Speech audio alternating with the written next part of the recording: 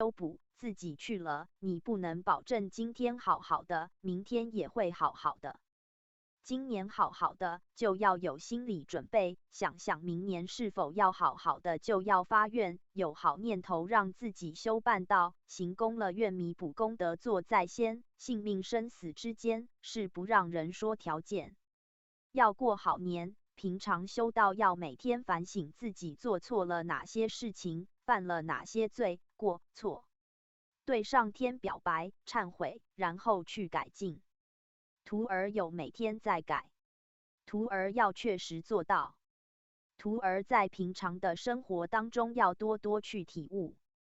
过年快到了，平常要多叩首，多积功累德。虽说要功德，但是也不要执着功德，执着功德者毫无功德，要无心无畏。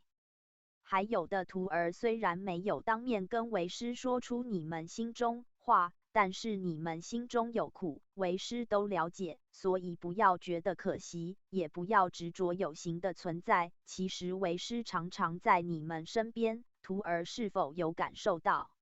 你心中有佛，佛就在你心中坐。